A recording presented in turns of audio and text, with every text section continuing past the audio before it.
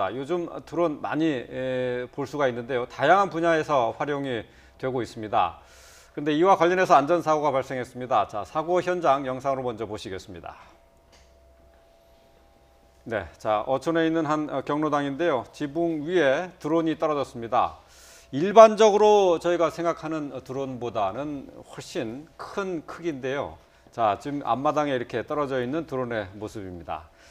자, 이 엔진 4개 가운데 2개는 지금 여전히 돌아가는 모습도 볼 수가 있습니다. 대형 무인 항공기가 어촌 경로당에 떨어진 것은 아침 8시쯤이었는데요.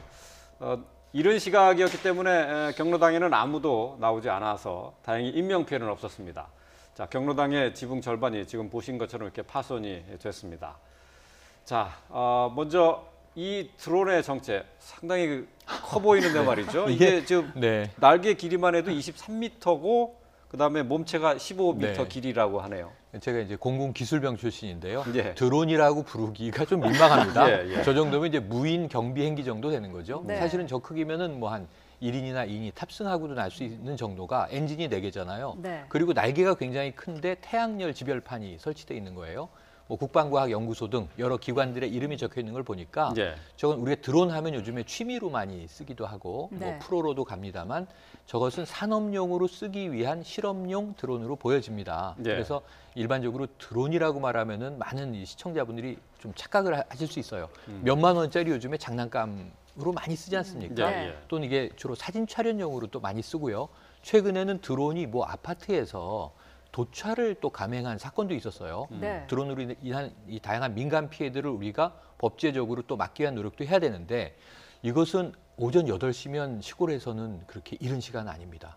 경로당에 떨어져서 천만다행인데 저게 만약 일반 민가였으면 전 마당에서 아마 인명사고도 있었을 것으로 예측이 돼요. 저 정도 규모의 무게라면. 그래서 드론에 대한 지금 규제들이 계속 강화되고 있는데 한편으로는 드론을 산업화해서 경제 활성화에 또 한 요소로 이용해야 되는 측면 때문에 충돌이 일어나고 있거든요. 제가 보기에는 뭐 이 드론을 담당하고 있는 개인 이제 또 이 취미 활동가뿐만 아니라 이 연구소라든가 기관, 기업에서 드론 관리에 만전을 기하지 않으면 드론이 하늘을 뒤덮는 시대가 곧 올 것 같거든요.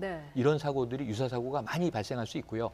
특히 도심 지역에서는 너무 위험할 것이므로 양지열 변호사님 좀 대책을 내주셔서 이러한 사고가 재발되지 않도록 법제적인 노력을 좀 해주시기 바랍니다. 드론은 좀 아무 때나 아무 장소에서나 아무 시간대나 띄울 수 있는 건 아니죠? 그렇죠. 그러니까 드론 자체도 일단 항공법에 의한 규제를 받고 있고요. 그다음에 말씀하신 것처럼 뭐 그 비밀을 유지해야 되는 곳이나 이런 것들은 아예 그러니까 이용을 할 수가 없고 그렇지 않다 하더라도 항공법에 의해서 지금 중량이 배터리를 제외하고 자체 무게가 12kg 이상의 것을 산업용으로 사용할 경우에는 자격증이 있는 사람에 의해서만 움직일 수가 있도록 하고 있고요. 또 저 드론 같은 경우에는 지금 뭐 낮은 공간에서의 드론이 아니라 성층권까지 올라가서 어떤 일들을 하고 있냐면 인공위성들이 지금 하고 있는 일의 상당 부분을 드론으로 대체하는 작업들을 추진 중입니다. 그래서 뭐 중계를 한다, 방송 중계 같은 것도 가능하고요. 스마트폰 같은 것들의 인터넷 중계 같은 것도 하는 것을 지금 연구 중인 거거든요. 그래서 지금 태양광을 장착해서 24시간 동안 위에 떠 있을 수 있도록 만드는 실험 중이었던 겁니다. 그런데 최영일 평론가가 말씀하신 것처럼 저런 것들에 대한 어떤 규제라든가 어떤 안전 대비책이 만들어지지 않으면 전국 곳곳에 상공에 지금 드론들이 뜰 텐데 그게 하나씩 떨어진다고 생각해 보시죠. 혹시 누군가가 예를 들어서 그걸 해킹을 한다거나 해서 고의적으로 추락시키는 사고 같은 게 발생한다면 정말 엄청난 재앙이 벌어질 수 있는 거거든요. 아니, 아주 상시적인 위험이에요. 안전 대비책에 대해서 반드시 대비를 해야 됩니다. 저는 속담이 바뀔 것 같은데 앞으로 마른 하늘에 날드론 이렇게 바뀔 거예요.